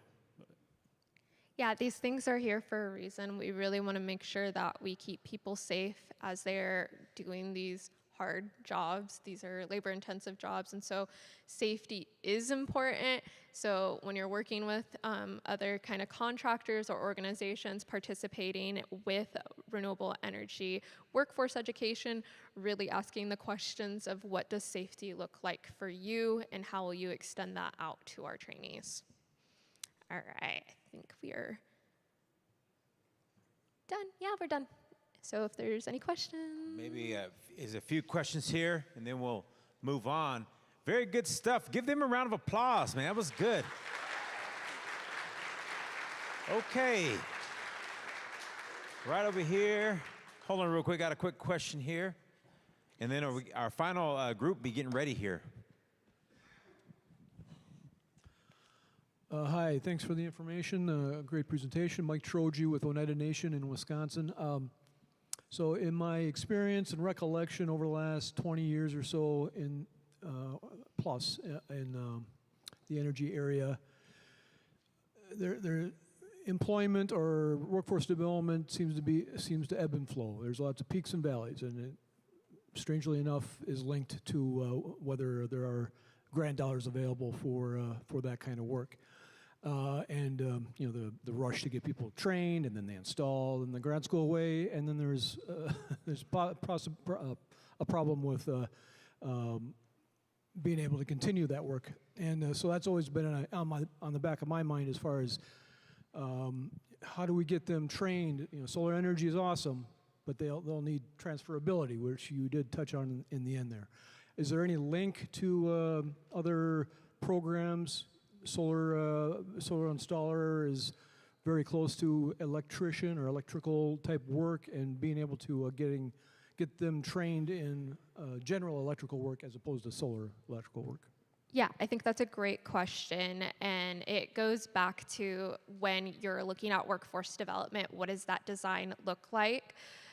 So one of the things that when I'm looking at working with tribal colleges and really trying to examine how does solar fit into it, I think there's a lot of initial excitement with this funding coming down, like, yes, let's get a solar lab, let's make a solar program, but that might not be the most sustainable solution to actually kind of achieving that goals. So something that might be more sustainable is adding a solar certificate into the program. That's a commitment that we're looking to have with this expansion of growth. It might be being able to have bring people into the network of other kind of contractors and employers that they're working with, and so trying to think about those types of solutions as we're kind of looking at grant funding, again, knowing what your community is doing and thinking about if we're going to start with solar, maybe there's some funding coming in for broadband. How can we collaborate and making sure these programs kind of run together? So we're kind of developing a program that just has the opportunity to grow someone's skill set. So that way they'll have the opportunity to move into different industries as it changes. All right, another round of applause. Give a round of applause. Angelica Wright, Elias, her mini horses. All right, thank you. Yeah, just go take it all right there. Man, good to see you, boss. You grew up, man. Hey, one of the best grass dancers in the world right here, Elias, man. You don't even hear you right there. Elias, you grew up, man. I didn't know it was even you, man. You look like a man now. From back home right there. Okay, we're gonna go ahead, ladies and gentlemen. Thank you for just, man, hey, talk about renewable, man. It takes time to renew things. So we're going right here. Final lap here, ladies and gentlemen. Give a warm round of applause for Valentino Huggins with the Huggins group here. He's from the Seminole Tribe of Florida. Give him a round of applause. Valentino Huggins, come on, make your way up here. And joining him is John Darling here, CEO and founder. Oh my gosh. Panacea Global Energy, Inc. And also we have Craig Miller, Chief Financial Officer, same organization, Panacea Global Energy. Give them a round of applause as they make their way up here. Let them hear you, let them hear you. Thank you.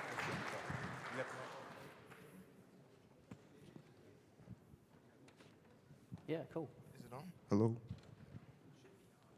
Yeah, it was on. Yeah. Hello, my name is Valentino Huggins, and I'm a Seminole Tribal Florida member and a tribal vendor. My partners, James, Glenn, and I partnered with Panacea Global Global Energy, to form a tribal joint venture company. Our goal is to provide clean energy independence for the Seminole Tribe and other tribes in their communities. To explain more is John Darling and Craig Miller. Thank you, Valentino. Well done.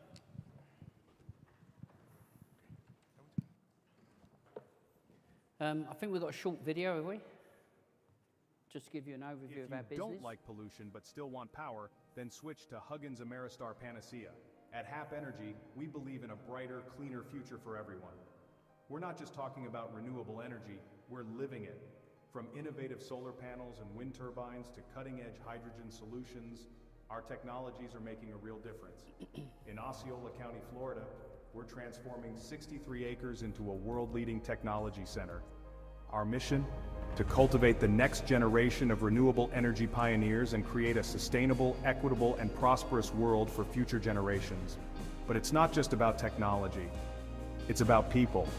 Our experienced team, led by visionaries like John Darling, our founder, brings together minds from all backgrounds to drive change. Panacea's impact reaches far beyond energy solutions. We're creating jobs, boosting local economies, and most importantly, empowering families.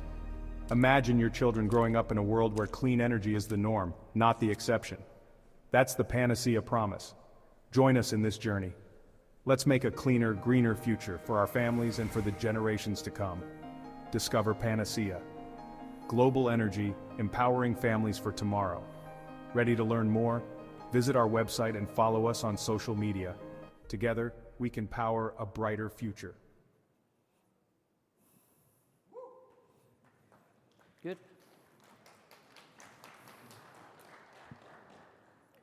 Okay, I'm hoping I'm going to get this right. So, Chi Han Tam Mo. Hello, everybody. How's everybody doing? All good?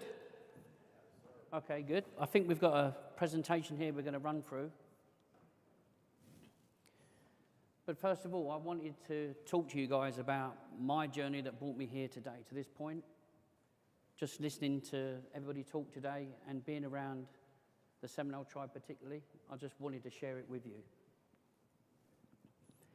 As a matter of fact, speaking in this fantastic building, it's making the hairs on the back of my neck stand up. I was going to say the hairs on my head, but obviously I can't say that anymore. Look, I left school at 15 years old. I was brought up in the projects. I worked with my father and my brothers in our business. And in construction, I joined Her Majesty's Royal Armed Forces, and I served with the Royal Navy. I came out of the Navy and I formed my own company in construction. And I worked in there to a point where I wanted to work in a professional construction management business. Having no qualifications, I went to night school myself, and I got a degree in construction management, and I joined a company called Mace, which is a global construction management company. I joined there as a construction superintendent, and I worked my way up in that company to be an operations director, and I actually ran an office in Basel in Switzerland for 8 years, working in life science. And I constructed pharmaceutical facilities, diagnostic centres, biotech labs, all different classes. And it was during this time that I learned about the resilience that renewable energy can give you in a building, especially in a smart building. So we would install solar panels, we had battery storage systems, we had infrared heating systems, voltage optimization, working with companies like Siemens, Johnson Controls. I learned a lot about renewable energy. So when I come back to the United Kingdom, I formed my own renewable energy company, in which I then sold that company to a listed company in Paris called CMG Cleantech. And I'm now the chairman of the listed company. And Craig, who's going to introduce himself in a minute, sits on the board with me. But I'm also the founder of Panacea Global Energy. And over the years with my family, I've been lucky enough to come to Florida on quite a number of occasions, actually. Spent a lot of money in the theme parks. I'm probably a shareholder in Disney and Universal by now. But my wife, she always used to say coming here felt like she was coming home. So I wanted to share that with you to get me to this point, to understand where we're coming from here. Okay, so we're going to briefly run through the presentation. But I just wanted to make sure that you understand with our joint venture what we're doing. We're bringing technology to make people's lives better. Now, clean energy, as far as we're concerned, as far as I'm concerned and my team, clean energy is a lifestyle choice, okay? Regardless of what the narrative is or what anybody says, if we all make that lifestyle choice to live our life cleaner, we can do this, we can reduce our energy consumption, and we can reduce our carbon footprint, which is a key thing. You only have to take a look at the extreme weather events that are happening globally to understand that actually our planet, or Mother Nature actually, is telling us there's a problem and we need to deal with it. Ultimately, we are all human beings and we all need to provide a future for our families and our children. So there's a lot of resonance with the Seminole tribe, with us, which is why we're so excited to join a JV with Tino and his family, and then provide the technology through that joint venture into the Seminole tribe and the Native American Tribal Alliance, actually. Okay, so we're going to talk to you about what the technology is that we have briefly. We have got outside, I don't know if you guys, some of you guys have been to see us, we've got hydrogen fuel cell technology out there. We've got next generation solar technology, and we've got different products that are what we call affordable products. So not everybody can afford to put a decent solar array and battery storage in their home. So we have products that are aimed at affordable reduction of energy in your home, and that's what we manufacture, and we're going to be manufacturing that here in the United States with made in USA products. So, I think I've got this right. There we go. Craig, do you want to, sorry mate, do you want to introduce yourself? So my name's Craig Miller, I'm the CFO of Panacea, and together John and I and Tino, our partners in the back, Glenn and James, we're very proud to have this JV with the Seminole Tribe. We're really looking forward to, and we'll talk about in a minute, some of the principles on which we built the JV in terms of alignment, and it just lines up beautifully with what we're passionate to do and what the Seminole Tribe believes in. So. Excellent. Okay, so what are we doing?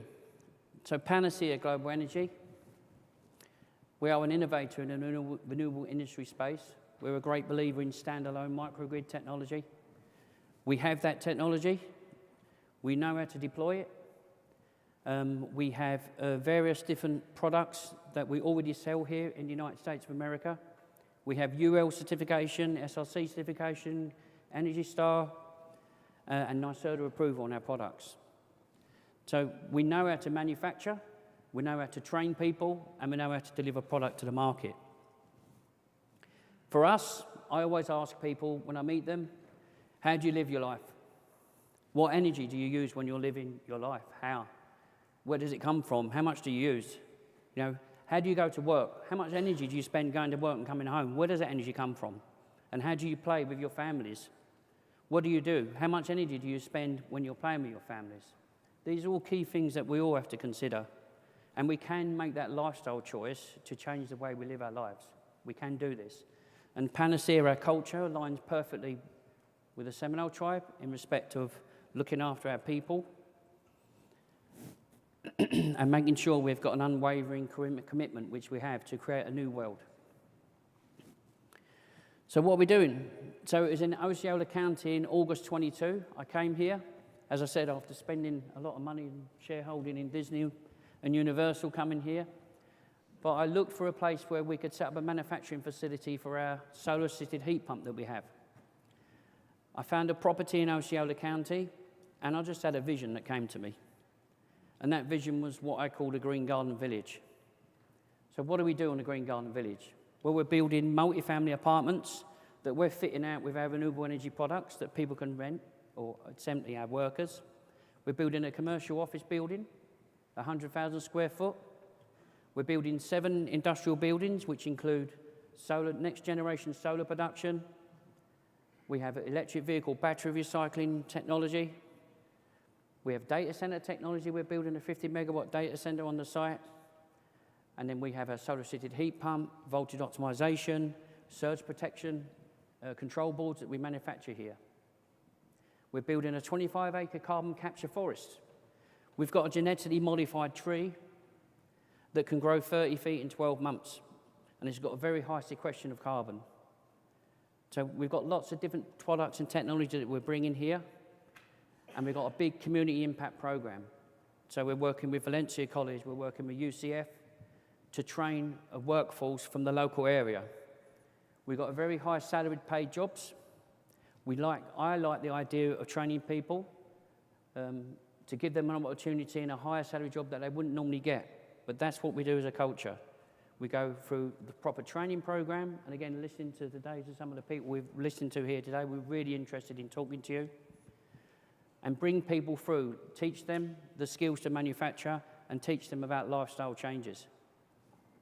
The Green Garden Village isn't only just about working. We have a wellness centre on site. We're building a cricket pitch with a pavilion. I'm a great believer in the culture of cricket. And if you live your life by the laws and rules of cricket, then you're doing quite well. Honesty, respect, all these are big values for Panacea. And for Huggins Ameristar. It's clearly a long-term vision because it's going to take you a long time to figure out the rules of cricket. Yeah. Not everybody can play cricket, but that's another story. Okay, so as I've said, we've got a range of solutions. Most importantly, we've got microgrid technology. It's very disruptive, but we can provide power and energy just by using sunlight and water. We have hydrogen fuel cells that can take the power from those two elements and create electricity. We've got a small demonstrator outside, as I've said, and I've showed some people today, but I'm more than happy for you to come out and we'll show you what we're doing and how we can do it. Hydrogen generation has a lot of bad press sometimes. I don't know why. We had a protest group. It was quite interesting listening to the people this morning. We had a protest group that said, say no to hydro. And we said, well, we're producing hydrogen gas, and it's safer to use than gasoline. Not a lot of people know this. So our production of energy through fuel cells is hydrogen gas generated. Okay, the GGV technology. We have solar for the next generation. We have lightweight solar panels, no thicker than 1/2 inch. Monocrystalline panels, 3D printed, weather impact proof, lightweight, so where we have a heavy structural impact on a commercial grade building, we can cover it with our product. We also have what we call the solar carpet, which is a rollout solar system that you can just stick to your roof and provides energy. We've got solar cell technology where we can deliver solar panels that work indoors, that don't need direct sunlight. And again, we've got these products outside in the foyer. You're more than welcome to come and look at them. Electric vehicle battery recycling and repurpose of EV battery cells is technology we have in the UK we're bringing here as well. We see this as being a future market, but bringing the technology now to recycle e-bikes, e-scooter batteries with lithium-ion cells. That's what we have the technology to do, and we can repurpose and then resupply. We have a custom pop-up data center technology, which is an immersion system. We don't use cold air cooling or heat extract in a data center, for those of you that understand data centers. We use a very low energy immersion system. So we put computers in a tank of oil and water, basically. And that drives down the energy consumption cost. So with our 50 megawatt data center that we're building, just think 250 megawatts, because that's the power that we save. I've got a little spot for questions after I've done this. No problem. As long as it's not a curveball. Is that all right? So, hydrogen production I've spoken about. We've got an award-winning solar-assisted heat pump. So if you've got solar panels on your roof, you can put our heat pump in your home and plug the solar directly into the heat pump, AC or DC, current, doesn't matter. This heat pump reduces your running costs by 90% a month. Okay, we use 600 watts of electricity as opposed to 2.5 kilowatts of electricity to provide hot water in your home. And we're thankfully going to be doing a pilot project on the reservation with the Seminole tribe. So we're going to monitor the energy that's being used for a period, put our heat pump in, and then monitor it after to show how much energy we've reduced. And again, we've spoken about our genetically modified tree, the Urbana tree, got that correct. And we're going to provide our first forest on our land at the Green Garden Village. So not only are we delivering jobs in manufacturing for clean energy products, but we're also providing a sequestration of carbon as well. Okay, so I'm briefly just going to go over some of these points, but the economic and social impact for me is a key thing. I'm a great believer in training, and I'm a great believer in giving people the opportunity to progress themselves, as I've already explained to you about my journey. That's what I believe we need to give to everybody. And clean energy manufacturing is the manufacturing of the future, whether we like it or not. To say, Shunam Bish, thank you. And thank you so much for welcoming us here today. We've had a fantastic day. I want to thank Georgette and her team. If they're here, Brooke, fantastic. Been made really, really welcome. We really appreciate it. I'm going to go back to London soon. Craig's got to go all the way back to Zurich in Switzerland. But we're going to take some questions. Let's go. Thank you for the presentation. My name is Kendrick Sleeper. I'm a Arapahoe District 2 legislator for our Cheyenne Arapahoe tribes. And I just had a couple of questions. The solar panels, there was 3 of them. The third one was the data center. I was wondering the total cost of a data center. And that was one of my questions. What is the total cost of a data center? The total cost of the data center for us. So we construct the shell and we put the energy systems in. The software and the hardware to produce the software is done by the incoming tenant. But our data center costs on our 50 megawatt centers running at about $75 million in total with the energy systems. Million or say billion? Pardon? Billion or million? Million, yeah. Right. We're investing $330 million in the Green Garden Village. Yeah, and a big cost of that is a data center. Yeah, I know could generate billions of dollars correctly. For the tenant, it will. For us, in our business model, we're about the lease and the payment that we get for the lease every month that satisfies our bank. So we can show them an exit price for the construction cost of what we're doing. And our return on investment on a data center is about 25%. Yeah. So my second question was, not trying to bring like the positivity you're talking about. It's real positive, real good for the tribes, for the environment, for the planet Earth. But just thinking about any concerns with the president, how he's doing things. He's like the total opposite of what we want here today, what we're talking about. Just with the oil company and all that, drilling and all that. It's like the total opposite. I was wondering the concerns, Somebody has to take a lead. In answer to your question, we're a very bipartisan organization. We don't get involved in politics. And I can't comment on President Trump or President Biden. But what I'm saying to you is someone has to take a lead. If you want to get something done, first of all, you have to do something. The Seminole joint venture that we have, this is called taking a lead, regardless of any other rhetoric that you may hear. This is something that we recognize we have to do for our planet. This is something we recognize that Mother Nature needs this. We need to reduce our carbon footprint. And us in this room, we're the only people that can do that, regardless of what someone says elsewhere. You have to make your own lifestyle choice. And we're trying to give you the tools with the technology and the affordable products to do that.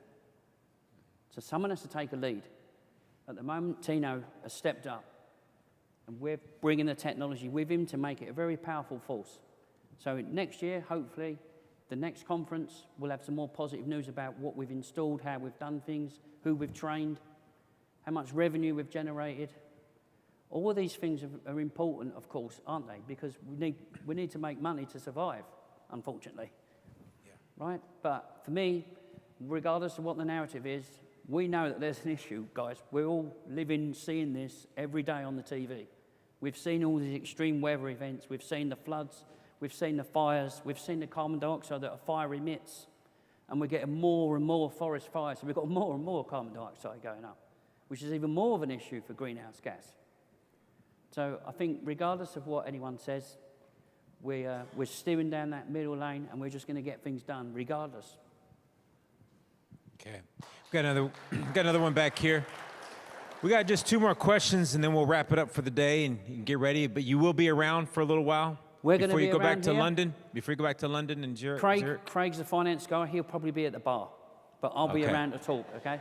Okay. We got 2 back here, and we'll get you guys out of here. Thank you. That was a pretty nice presentation. If you look at it from the perspective of what the new administration is going to look at, is there any impact of that on the carbon credits also, or is that something completely different? I could really hear that. Question about whether the administration is going to have any impact So on I'm carbon driving credits. at, is there a way he can take That's executive actually order a very and good get rid of question. carbon credits? carbon tax credits is a global exchange, not solely based in the United States. So outside of the United States, there's a whole carbon tax credit exchange. We build solar farms in Turkey that generate carbon tax credits, and we post them on a carbon tax exchange. So we monetize them that way. Yeah. Does Okay. that, I hope that answers the question. I couldn't really hear it, sorry. And our last one back here.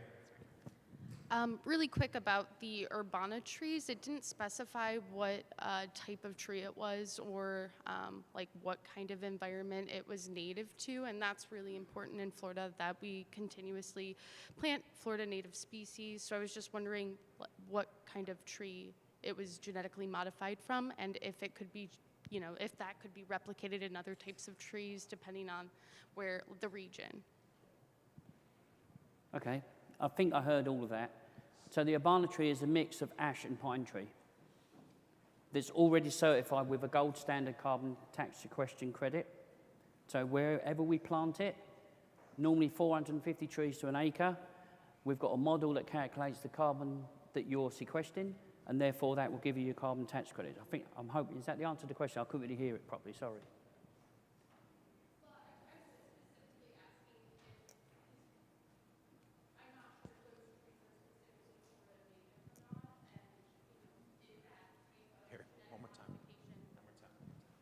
Sorry. If those trees were native to Florida, because a lot of sustainability initiatives want to plant Florida native species or at most Florida friendly, and if that type of genetic modification could be applied to other trees that were native to other regions. These trees have been developed genetically. Before we plant them, of course, we have to go and test the soil. They don't really stand in swamps. To be honest, they don't like a lot of water around the base as they grow. So we have to test the soil. Sometimes we can modify the soil with our own biotech ability that we have. But they're not native to Florida, but they can be. And there's nothing about that tree will harm the environment around it. It's a tree. And we've got loads of information and videos actually outside that you can watch where you can see it being developed in the lab, and then that sapling taken and put into the ground to grow. And these trees, you can grow for 5 years. You can chop down the forest and grow it again in a year. You can use the lumber for construction, which is certified for. You can use it for biochar. You can produce graphene from it. You know, it's a very, very powerful tool, and it's something that we need right now to capture the carbon. I just want to be respectful of the time, but we've got our partner here. So immediately following the conclusion of this session, if you want to join us over at our booth, we could do a mini Q&A session for anybody that's interested in learning more about the Urbana tree. So please come and join us. Yeah. Thanks, everybody, for your time and questions. Very good, very good. Thank you. All right. Okay. And like they say, they'll be right out there if you have you want to sit and visit. And I think a lot of our presenters will be doing that as well. Hey, guys, listen up. Don't forget, ladies and gentlemen, we're going to be having our welcome reception tonight, sponsored by Alliance for Tribal Clean Energy, I believe right over here. Is that correct? Right over there? Man, we got some good stuff, right? Got some good food over there, right? So head on over there. We got a very special announcement, too, regarding some news with their organization. And then also, I believe, let me verify. Brooke, let me verify. Tomorrow morning on the agenda, it says that we start up in the morning with, I believe it was with Mike Stevenson. Mike Stevenson will not be here in the morning. So, ladies and gentlemen, we will start our day at 9:15 in the morning, okay? All right. I know, right? So you guys can be at the casino maybe just like an hour longer, or, sleep in just a little bit longer, okay? But visit us for giving me that time over there, okay? So we will see you over at the reception tonight. Again, brought to you by Alliance Clean Energy over there. So thank you, guys. Visit our vendors. Thank you, guys. We will see you guys in the morning, 9:15.